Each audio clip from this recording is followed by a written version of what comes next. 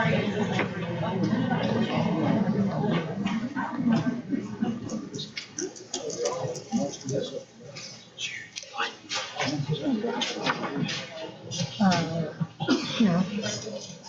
Dr. Johnson, it's the end of the year. Yeah. I'd like to call the meeting to order, please. Ms. Ford, will you call the roll?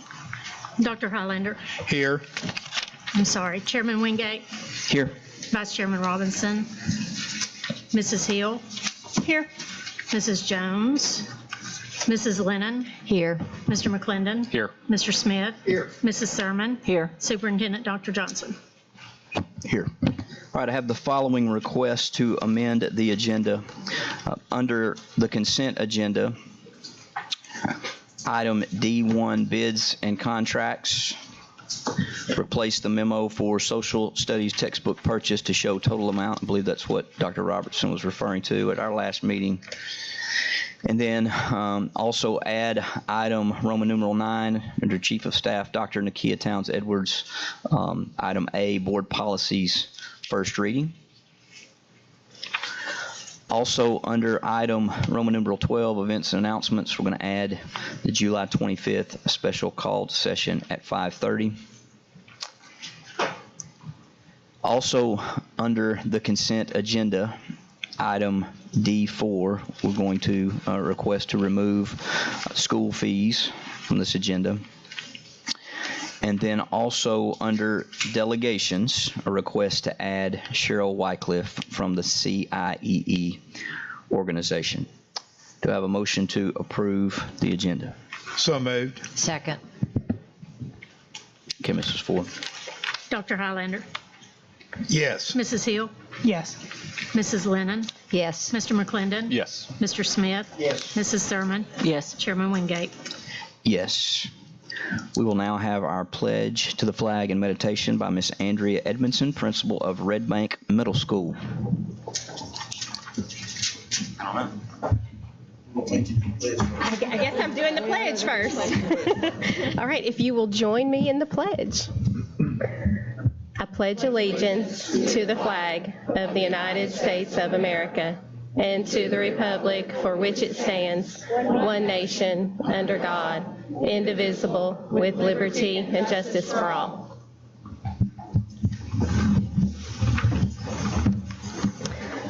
Superintendent Johnson, Chairman Wingate, members of the board, it's a pleasure to be here this evening. You know, in only a few short weeks, thousands of children will come through our doors of Hamilton County Schools. And as I think about that, I think about all of our faculties and staff members that are preparing for that and preparing for a year to meet the needs of our children in Hamilton County. So I found this poem and I thought it was fitting to share it with you this evening. It's entitled Because of You by Heather Price. Because of you, a child will feel loved. Because of you, a child will believe they can reach the stars above. Because of you, a child will find laughter and smiles. Because of you, a child will feel worthwhile.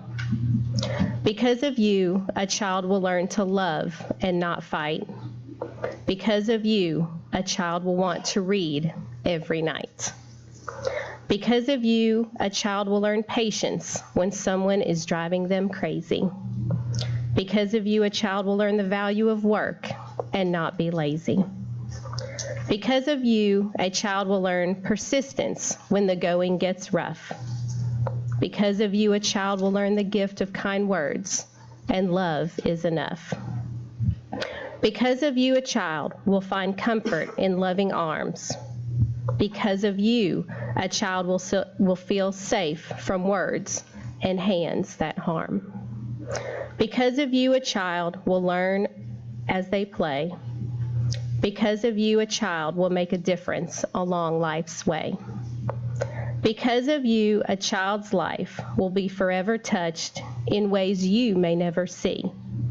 Because God uses you to help them become the person He wants them to be. Thank you.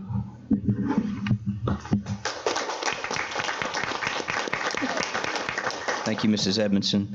I was remiss not to also acknowledge, obviously, we have two board members who are absent, and but they're home mothering newborns, so we wish them well. All right, we'll move on to our recognitions. First up, we'll have Miss Rhonda Thurman.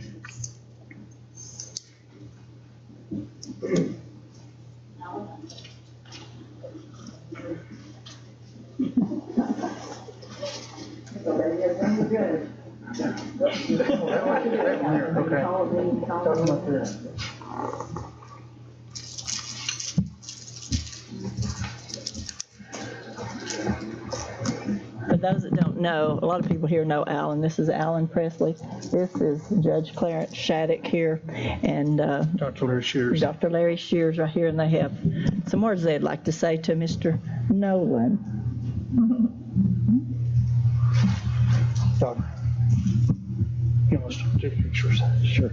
So, you want to take pictures now? No. So, Nolan got to be part of an event where he got to go watch the Titans in practice.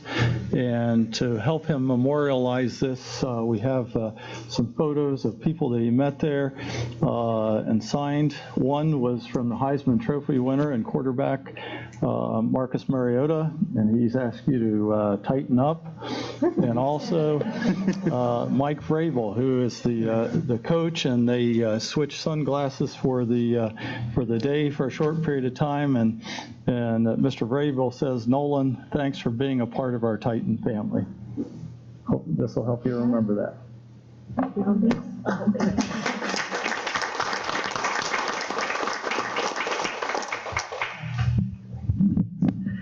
On the poem that was just read, it talks about the influence of a teacher on a child.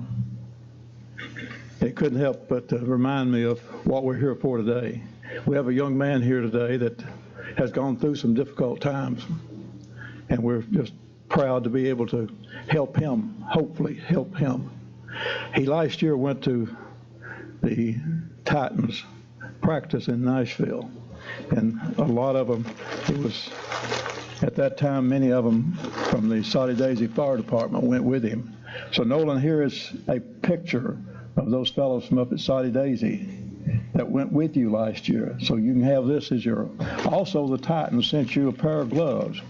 I'm not sure whether they're receiver gloves or whether just gloves to keep your hand warm, okay? But whichever. God bless you. Keep up the good work. I've just been told that Nolan had a very good year this past school year, and we're hoping that he will continue that, and I'm sure he will. Nolan, God bless you, brother. Thank you.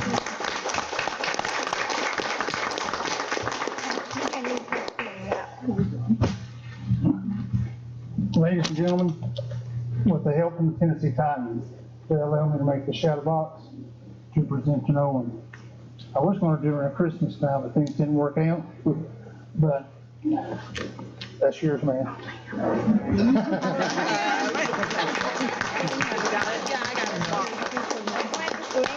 Okay. Yeah. Mike Key, as most of y'all know, he's the commentator for the Tennessee Titans. And he went to East Brandon Elementary School several years ago. And he mailed me some things to give to each one of the 5-member family.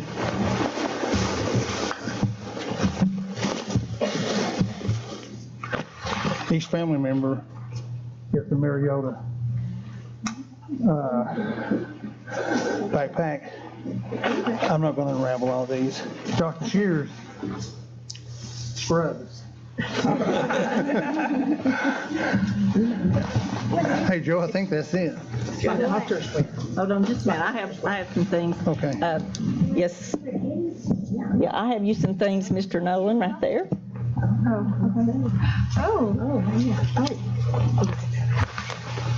Oh, thank you. Thank you. Is it heavy? Something inside of it. Oh, thank you. What's inside of it? It sounds like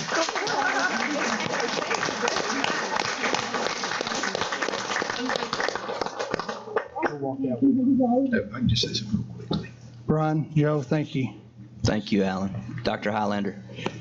If I could say real brief, but go ahead. I'm sorry. I just want to say thank you from the bottom of my heart. It's a tragedy. I lost my sister, but I love the community. Saudi Daisy has been amazing, and Mr. Presley helping him get into the Titans game, and Daisy Elementary put him with an amazing teacher last year. And I just couldn't thank them enough, and I can't thank you guys enough. And Ms. Thurman, thank you so much for everything you've done.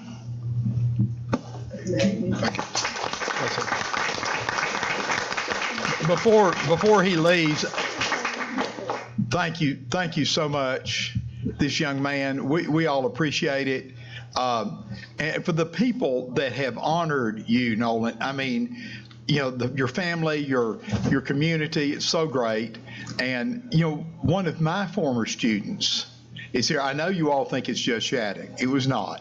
Judge Shattuck, Judge Shattuck and I have been in Freedom's Foundation together, but Alan Presley was one of my students, and I'm still thankful, Alan, you followed Coach Farmer's footsteps in trying to make an impact on kids. But Nolan, we're so proud of you, brother. Thank you. Bye-bye.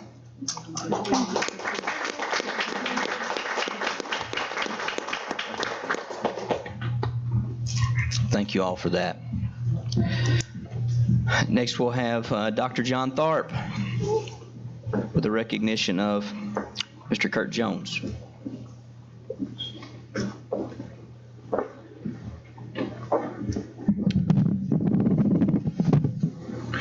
Thank you, Dr. Johnson and board. Have Coach Kurt Jones here, as well as principal of Central High School, Phil Ivaroni. And another great story we have today of a teacher. And as you've seen in the news lately, Panama City Beach has been having quite a bit of an activity.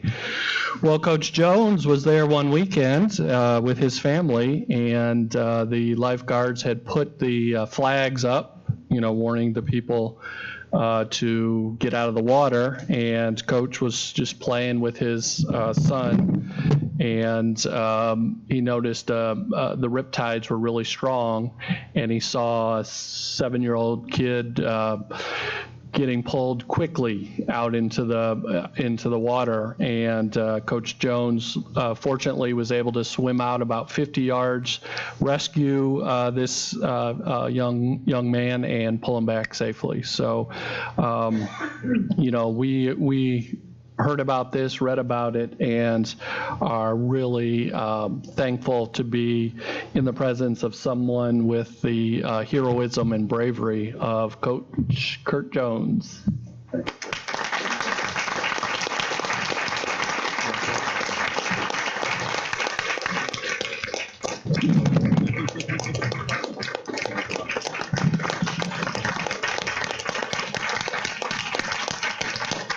Very well deserved. I just wanted to add a word as principal at Central High School. We are very proud of Coach Jones. Not only is he saving lives on the beach, but he's working very diligently with our young people at Central High School. And in some ways, he's saving some lives there on a regular basis, working with our young men on the football team. And in so many ways, he exemplifies what we'd like to see in our staff and in our team there at the school. And he's well deserving of recognition tonight. Thank you again, Coach. Thank you, Coach Joe. I appreciate that very much, guys. Thank y'all. Thank you. Next, we will have a recognition of some of our Jrotc achievements.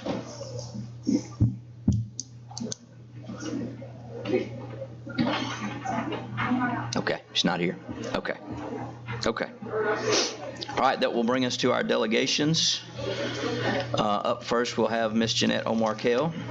Ms. Jeanette, let me read this quickly. Thank you for your interest in addressing the Hamilton County Board of Education during your presentation. Please address the board as a whole, not individual board members or administrators. Also, do not present complaints or concerns you have about an individual employee of the school system.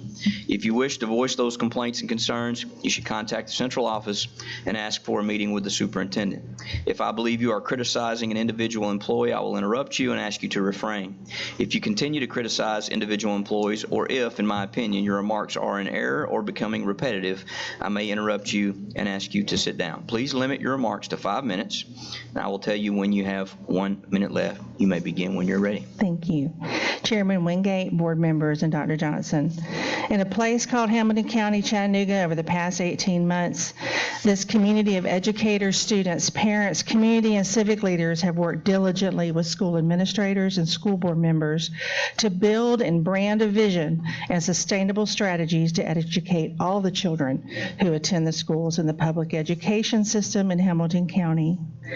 Last year, teachers voted in compliance with the Professional Educators Collaborative Conferencing Act, and 80% of those voting chose Hamilton County Education Association to represent teachers, and one unaffiliated representative was chosen per the law.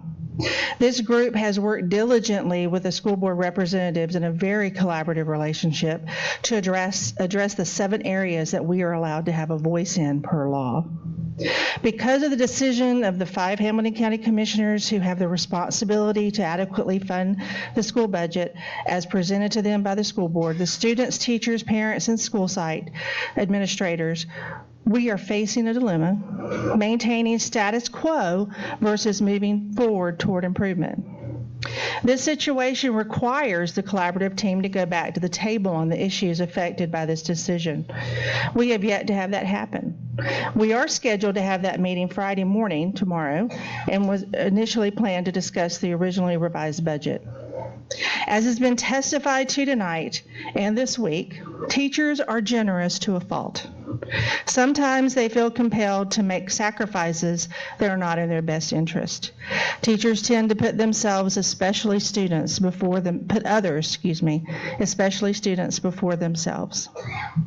As the elected president of the Hamilton County Education Association, it is my responsibility to represent the best interest of our educators and the profession. We can and we will educate all the children 100% of the time, as all the resources are made available for educators to do so. We can and we will ask to be paid the salary increases within the restructured salary schedule on which we have professionally collaborated and conferenced for the past 5 or 6 months, and with whom the teacher representative team members have tentatively agreed to with our joint administrative PECO team members. Being respected is an important value personally and professionally. We can and we will continue to ask to receive the respect that we and our students deserve. We can and we will continue to give respect to the people who are elected to uphold their responsibility to fund the educational needs of all of our students. But I also can and will stand and say teachers cannot be asked to forego a more competitive pay scale. The districts competing with us for the best and brightest educators are improving their pay scales. Our students need the best and brightest in front of them every day in Hamilton County. A salary increase cannot be removed from the pay scale, while money appropriated from the fund balance cannot be guaranteed to be added to the scale at a later time. We also cannot put a financial plan in place that does not protect the monetary compensation a teacher receives. It is our responsibility as the elected representatives of our teachers to look at the whole picture and the impact of decisions made to make agreements that are in the best interest of everyone. The word trust has been brought up tonight. We ask that you trust the PECO team to continue to work collaboratively to meet the needs of our teachers, our students, and our schools in the areas that we are allowed to do. We all want this to be the fastest improving district in the state. Thank you.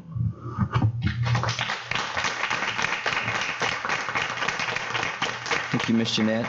Up next, we would have Ms. Cheryl Wycliffe from the CIEE organization. Good afternoon, ladies and gentlemen, board. My name is Cheryl Wycliffe. I represent CIEE. It is the Council for International Education Exchange. With me, I have Sarah Hernandez, a host mom, along with her daughter, Juliana. There seems to be a slight problem with Hamilton County school system, so I was just wanting to come to you for some answers. They have agreed to host a little girl from Bangladesh. She is a 4.0 scholarship student coming through Washington, D.C. She is zoned for Udawa High School. Ooltewah has not accepted students for the past 3 or 4 years. They told us this year they would. So finally, CSAS stepped to the plate after Ooltewah did not. CSAS says they cannot accept her because she's coming late. This is a scholarship through student through Washington. So I'm now working with Dr. Harris, so I'm just wanting to know exactly what the problem is with Hamilton County and the acceptance of the exchange students. The schools get funds for these students. They're high academic, and they're coming here just to experience an American high school. They come on a J-1 visa. At the end of that visa, they go home. We have parents that are willing to host. It is nonprofit. So why can't that student attend the school where the family is zoned for? Anyone like to address that on the staff?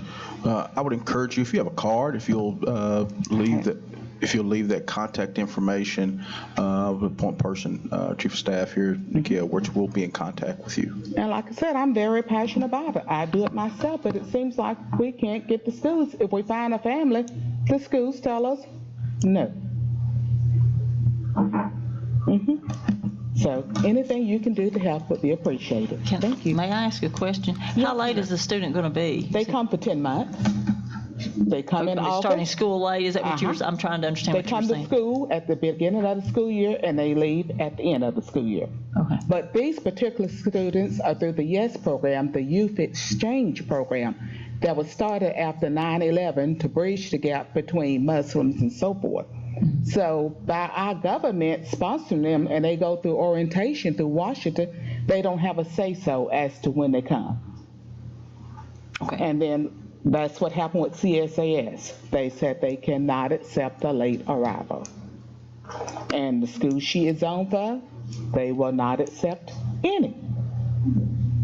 Sylvia Hudson, when she was there, she accepted the first 4 that came, give or take, she didn't care.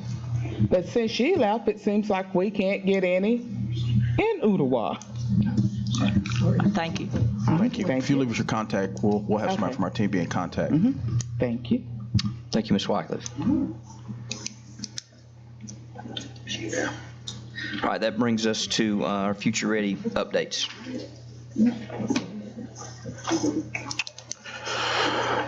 All right. Board, I want to take an opportunity into the year as we get ready before we start the next year's body of work to really highlight some of the work that's taken place and kind of talk about some next steps in regards to where we are. So we'll kind of take you through that this evening and mindful that there are several slides here and we'll be very thoughtful with that. Want to make sure you are aware, obviously, and you all have seen this this particular slide so many times, but I guess 2 years ago now, we set upon this track of really starting our work and really taking our work to the next level. And so you see before you the information, the ideas, the thoughts, the direction, the vision that you set and challenged us as a system to work towards. When we talk about expecting excellence, there's really 3 elements that come to play for us. It's 1, excellent teachers. I know several of them are in the room, making sure that every school has access to an excellent leader, and that every school has and deserves access to excellent resources to meet the diverse needs of our students. Our strategic plan is our guide to really take us to that next level, and we've really worked to be intentional and adhere to those things that this board codified and the direction that you all have set.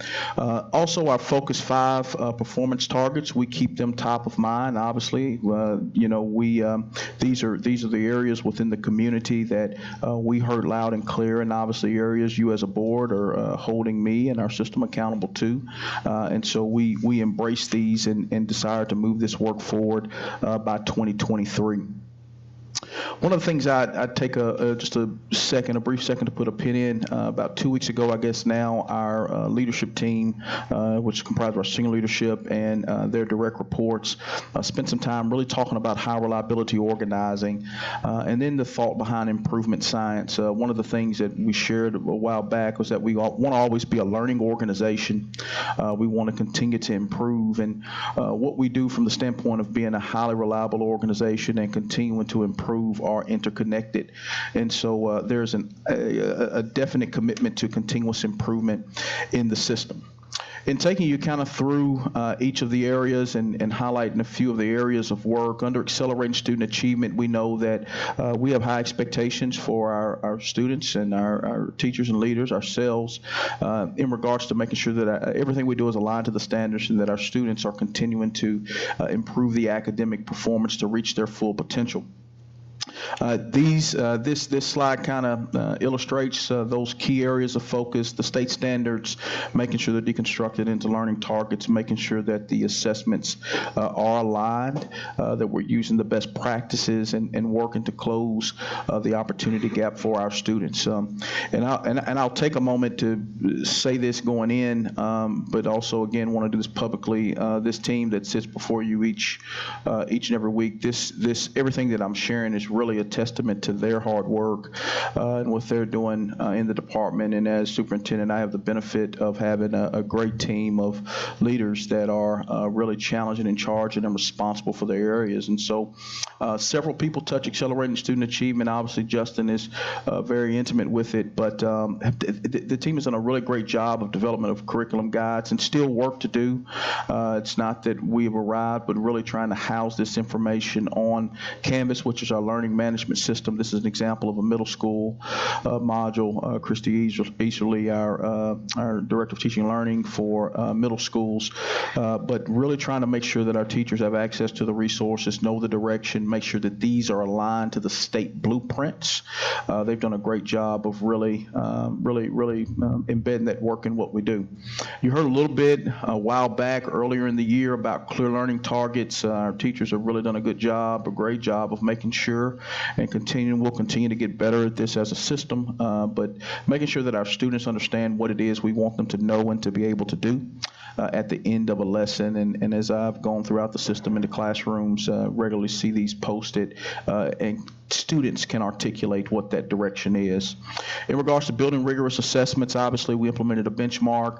This past year, you'll see over 80% accuracy is what we saw from the first semester in regards to TN Ready.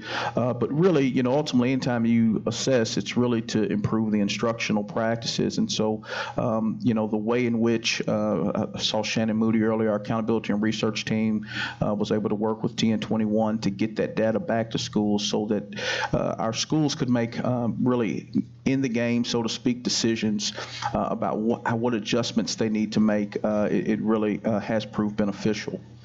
Under the area of closing the opportunity gap, this is something that this upcoming year we'll continue to dig into and really codify this report card. And so as we talk about our KPIs, our key performance indicators, we want to be tracking this opportunity gap area throughout. And we know that some of them all of them are really areas that we're held accountable to, whether it be chronic absenteeism, obviously our suspensions with disproportionalities, and then benchmarks.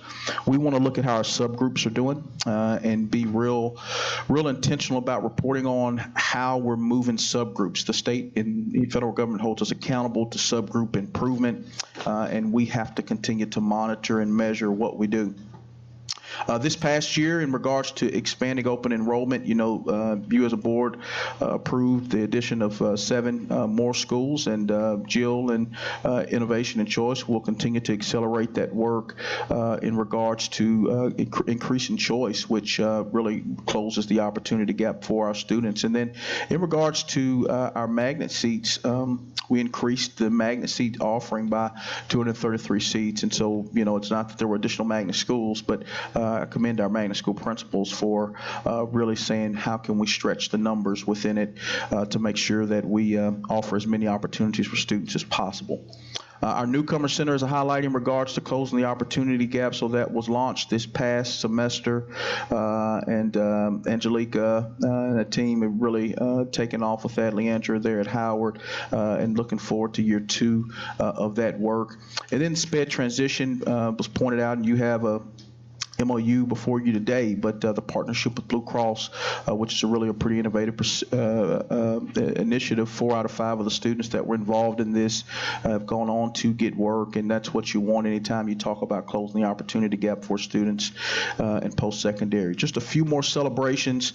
Again, I mentioned great work is happening, and it's happened around the curriculum guides, and that's a continuous process of modification and feedback and looking at how things are going and really trying to adjust.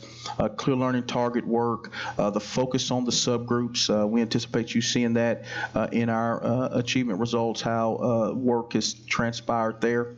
Benchmark, the process around benchmark. Anytime you implement a big change like benchmarks, there's challenges, but we think that process has gotten more fluid. And then really something that's gone off without a peep, and we should probably highlight and will be highlighted again in technology or in operations, but the implementation of one-to-one to infuse 8,000 devices into a school district is significant. And so kudos to our tech team, but also our teaching and learning team around that. Our district level, so we have a strategic plan, but at the school level, they have action plans that are aligned to the district's plan. Our mentor principles we started this past year, just really developing that pipeline of leadership, and then just the focus and really developing leaders in general around balanced leadership and the work that's done. Jill and team did a great job. A couple board members, Tiffany, I think she was literally going to have the baby that night, was there at the Oscars, but it just was a great event, and there's a conversation about expanding that really throughout our district. And then our Teachers of the Year. When we talk about accelerated student achievement, obviously our teachers are at the core of that work, and you see Sarah and Kristen and Michelle, and actually got great news. Kristen Robertson went on and is actually a finalist at the state level, and very excited, and just an example of all the great teachers that we have here in Hamilton County. In regards to the areas of future-ready students, we know that we want to make sure that our students are prepared for the opportunities that exist, and really making sure they're prepared for post-secondary in general. When we started this year, or earlier this year, you heard from John Maynard around really just essentially an inventory of the coursework that we're offering, and really making sure that it's aligned around career technical education, and looking at where the gaps are. This was just kind of our one-pager. I like things in one page, and I think they're easy for you as well. I know they're easy for me. I won't speak for you all, but they're very easy for me, and so this is kind of the snapshot and really assessing what's there. And really ultimately you assess what's there to do this, to develop pathways. And Blake and John and Livia, that team, have done a really great job of working with high schools around the development of pathways, and working with Chat State and TCAT, and working with other post-secondary entities to say, okay, how do we matriculate through to make sure that our students are future ready. Claire Stockman, and I know that sitting next to me, Kathy Lennon, very involved with really taking our arts programs to the next level, and getting them the recognition and strategic focus that they deserve. Claire, and I mentioned the Kennedy Center and the Every Child Initiative, but she's also done really a great job around development of curriculum guides for those for all of the arts programs, which is the first time probably that's ever been done. And Claire, if you know Claire, she's like 10 people in one, so kudos to her. The new art teachers that we're able to implement gave more students access to the arts, and so very excited about that, as well as just the focus around STEM and the electric cars and such that our students have had the opportunity through partnerships with VW and several others to really make sure that they get exposed to the area of STEM, where we know there's a lot of jobs. A lot of engagement in science and hands-on labs that took place this this school year for our students at really an all-time high. And then one of the things we're really excited about that Jill's working on right now is really this our VWE labs, and really we are an absolute national leader in digital fabrication, and we're working towards the certification of those labs to make sure that recognition for the system is such. Just a few other celebrations. I'd point out the fact that in 16-17 we had $20 million in scholarships our students earned. This year before last we had $31 million. This past year our students earned $95 million in scholarship dollars. And so it's just a testament, I think, again, to our counselors and our college and career advisors, our teachers and leaders, and obviously our students to triple that amount. And obviously some very intentional work with tracking and advising that took place. We talk about access to dual coursework and advanced coursework, almost 1,000 student increase. And so we had schools that frankly did not have AP and dual enrollment that really jumped in and took advantage of it. And so you see the increase in the amount of students that were exposed to that level of coursework. And then John Maynard, I mentioned earlier, but the certifications and credentials, you see the increase in numbers from 48 in 16-17 to 61 17-18 to 224 in 18-19. So very intentional work with vocational and certification and training for our students that took place. And then one of the exciting things when your music programs are really taking the next step, your system is recognized, and again, just a testament to our arts teachers, in particular in the music area. Our community as a whole was named as a 2019 one of the best communities for music education by the National Association of Music Merchants, which is a exciting thing for us. And then in regards to Future Ready Institutes, we continue to add branded partners, and those partners are stepping in and saying, hey, we want to provide our expertise, and we also want to provide our resources. And so the two most recent that you see up there, Jrotc City and Blue Cross, we made the announcement we'll be adding a second one to be announced at the location of their selection here very, very soon. I talked a little bit about Future Ready Institutes, but again, the $1.95 and growing $1 million in financial and in-kind, the branded partnerships, the Community Impact Award that the program got. It's just a testament to really, again, the work of the team and what's transpiring in this district. Great teachers and leaders. Again, Keith and his team, they've done really a phenomenal job in attracting, developing, and working to retain top talent across our district. He's really challenged us to really think about our processes in regards to hiring. And so you saw a shift in the posting timeline. And this went across the system that really allowed principals and allowed us to get a head start on getting the top talent into our district. And you saw the early hiring numbers and the increase in 2019 from 2018, which again is a testament to that team's really pushing that timeline to make sure that we get the top tier talent for each and every one of our children. They did a great job of increasing recruitment efforts, and so actually going on the road and going into different communities, in particular in our region, and partners with 36 universities and added some HBCUs as we continue to work around the diversity, work around our teaching profession, and making sure that we go get the absolute top talent, and did a great job with that. And then the data tracking and monitoring on a weekly basis. We know where we're staffed, where we're not, and where the gaps are and what we have to do. And so they've just done a phenomenal job with keeping this data in front of us and making sure that we're making strategic decisions for our system in regards to great teachers and leaders. Just a few celebrations. You see the first year retention rate has continued to rise from 16-17, 68% to 74% last year, to the retention of 86% of our new teachers, and a lot of testament to Aaron's Squared, Aaron Kirby and Aaron Harrell, particularly Aaron Kirby, in starting the new teacher academy and really doubling down on that work. And then a point of pride really for us, I think it's either 4 or 5, but really continuity in leadership makes a huge difference. The research shows that. And last year we had 19 principal moves. This year it's 4, and frankly speaking, that is probably as low as any system this size would ever see. And I came from a system that was a little bit smaller, and we traditionally had somewhere between 6 and 8 on a yearly basis. So that just, I think, again, is a testament to the focus and the accountability. A lot of great work going on across learning communities with growing teacher leaders, whether it be collaboratives or whether it be really developing them with model classrooms. I know in the Opportunity Zone, just a lot of work that's taking place there. And then again, as far as really celebrating our teachers, our HR division is really taking on that challenge and making sure that we, develop purposeful community. And so a lot of support from the community in regards to being able to pull off events such as this, the end of year celebration for our teachers that took place.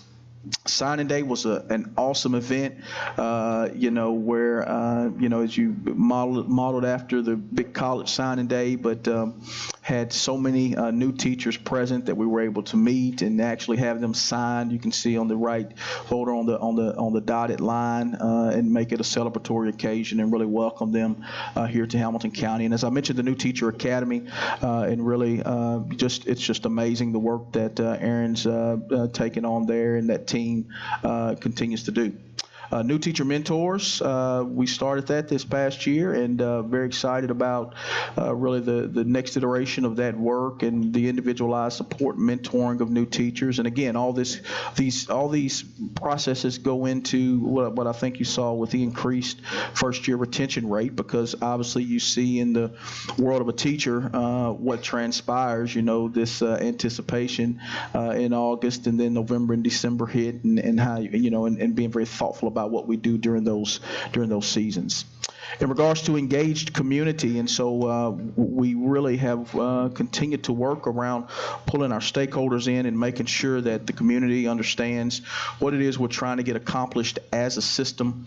Learning communities and advisory boards, from advisory boards to parent universities to community sessions to budget sessions. We've really tried to go out into the community and be a part of the fabric and understand the community, because our job from that context is to definitely serve surveys and engagement. We had a climate survey, a teacher survey, a student and educator version of those, and executive directors of learning communities being able to use that data to drive conversation with school leaders, and for us as a team to be able to look at system-wide data to drive conversation. It's always very helpful. Our multimedia presence is much more robust, whether it be YouTube or whether it be Facebook or Twitter. We've really tried to beef up our presence, and we'll continue in that way. And then Leadership Hamilton County Schools. It was the first year we launched that and had several community members. Our commission chair took time out of her day to be a part of it, but had 6 sessions across the district on every area of our system, and taking those leaders deeper into what's transpiring. Then our I Am Hamilton Spotlight is a recognition series, which I'll share a little more in the celebrations piece about. So we just found out, I guess last week, from Tim Hensley that our comms team was recognized by the standard for public education, the National School Public Relations Association, that our district won a 2019 Golden Achievement Award for the I Am Hamilton campaign, which is one of the highest awards that that association gives. And then several other honorable mention, whether it be the budget video, the Vans contest that took place out in Hickson, and the website was recognized for honorable mention across the district. Obviously, you all, so many of you there were at the Partners in Education breakfast, the first time our district did that, and we wanted to make sure that we recognized our partners and the work that they have done and the partnerships that we've worked to cultivate. In the Opportunity Zone, the care closets, the engagement of the community, it's just been really second to none in that way. And then the integrated student supports. So with the mayor, development of a children's cabinet, and awarded a grant from the Smart City Venture Fund to do individualized success plans, student success plans for 8 of those schools, which you approved a couple of months ago. and efficient, effective operations. Again, Ken, that team done great work. I think Jenny mentioned this. We took note to making some things green that are complete, and so just so much work has happened in IT that it really is amazing. Ben, that team have done a really great job in continuing to reduce. You see a KPI down there at the bottom, reducing the days, and our conversation a couple of weeks ago at our leadership team meeting is, what's the target going forward? How do we continue to reduce that? Improvement of the health and safety practices. Kristen Noss and that team, we get to a 97, moved it to a 98 this year, and increased or exceeded commodity food utilization from 72% to 84%.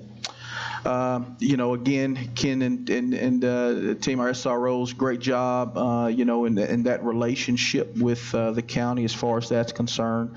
We're still in the midst of conversation about making sure they get us fully staffed for the upcoming year, but continuing to work to harden our entrances and have some plans for that this year, and campus reunification and school safety checklist, et cetera. We're really trying to work through and make sure that our campuses are as safe and secure as possible. The bus coach model that you all approved, we piloted this year and was very successful. Got good feedback on that.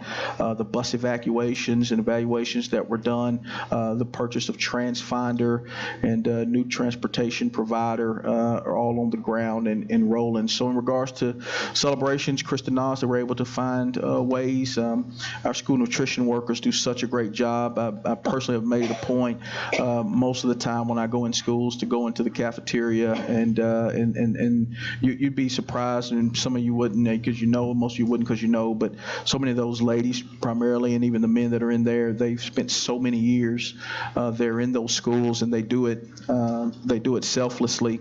And so very proud of the fact that Kristen was able to do some things for compensation there. Again, Ken, and you saw from Brad earlier, just yeoman's work, and I know Rhonda chaired this committee with the Code of Acceptable Behavior, but going from a front and back trifold to a robust, much more robust document that will continue to improve. I mentioned the one-to-one implementation. I don't think enough can be said about the intricacies of presenting or implementing that. There are new buses that are around, and several of you I know have had conversations with me in my office. They are active. They are. I can hear beep, beep, beep, beep, beep all day, and so I just stay away from the office. And then the new routing software is up and rolling. So just in regards to next steps, where we are, we'll stick to the plan. And so the district has a strategic direction. We know what it is, and we are absolutely committed to it, and we'll stay focused on it. We'll already have been working on action plans that are aligned to that. So every department head has an action plan. Obviously, our school level action plans. All this feeds into the strategic plan and the direction of the district and the work that we do. We want to continue to improve, and so Shannon and her team came in and did a great session with all of our departments around improvement science and how we continue to improve as an organization, plan, study, act, and do, and be very thoughtful about the work that we do. Opening school, I don't know that, and we'll share with you all. I don't know that I've even really shared with you. We've really taken opening school to what we feel like is a next level in regards to, and this is just a snapshot of it. Every area of our organization, every department has actions that are to be completed by a certain date. We bring that forward at our senior leadership team every Monday and have the conversation about where we are, starting with this past Monday. About a month out of school, and we'll be T-minus however many days, and just what goes into making sure there's a very successful opening of school.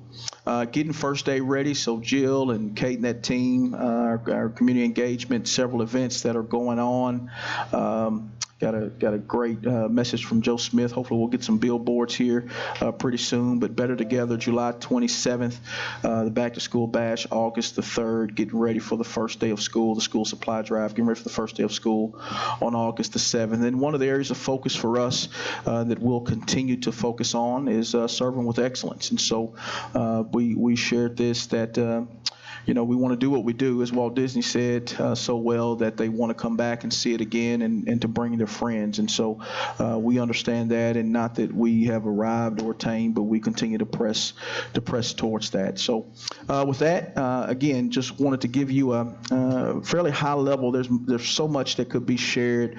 I'm so proud of the work that our leaders have done, our teachers, our support staff, and obviously your direction as a board around the work of the system. So we'll take any questions at this time. Any questions? Mrs. Lennon? No, I don't have any questions. I just want to say thank you.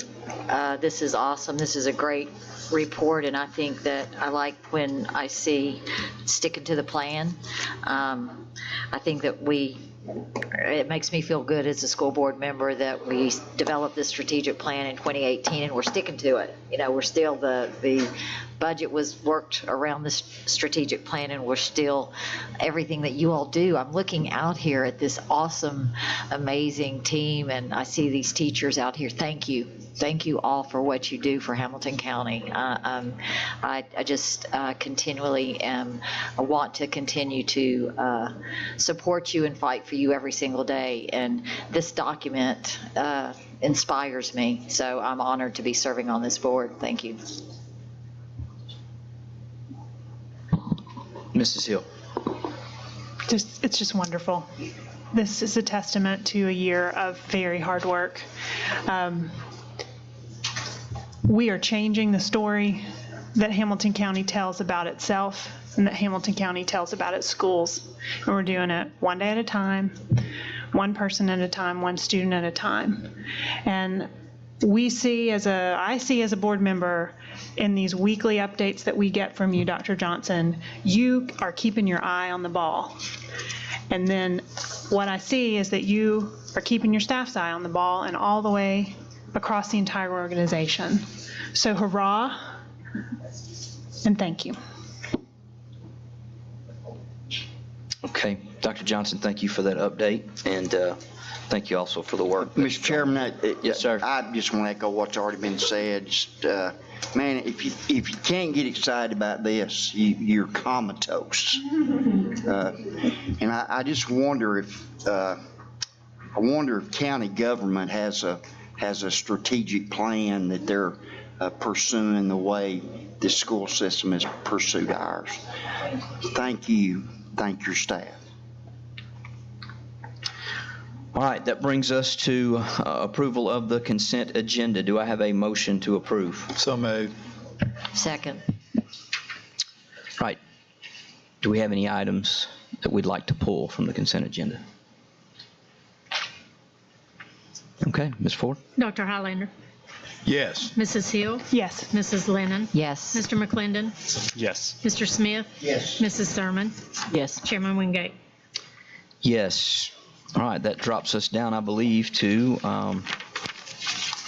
Dr. Towns Edwards. Any comment you want to make there on those board policies, first reading? I know it is first reading. No comments. This is just, we discussed on the Monday agenda session. We had 4 policies that from the policy committee meeting, we wanted to carry forward those edits. So this is the first read. If there's any additional comments or revisions that need to be made, we can bring those back for second and final read. Okay. All right, that brings us then to our administrative business matters. We have, under Dr. Bradshaw there, Chief Operations Officer, we have the American Logistics contract, continuation of that. Need to say anything about that, or Mr. Eves? I covered that the other night. We asked that we extend that to June 2020, and then in 2020 we can rebid, but we need to continue the services to the end of the school year. Right, and that was the contract that we were saying was going to expire in the middle of the school year, That is correct? correct. Okay. Is it proper to make a motion to extend? Or do we Just a need motion to approve? to approve? Yes, sir. Make that motion to approve the extension. Second. Okay, Ms. Ford? Dr. Highlander? Yes. Mrs. Hill? Yes. Mrs. Lennon? Yes. Mr. McClendon? Yes. Mr. Smith? Yes. Mrs. Thurman? Yes. Chairman Wingate? Yes. That then brings us to the closing documents for the Howard and Tennessee Department of Transportation easement. Again, Mr. Bradshaw, anything, or Mr. Witt, would you like to add to that?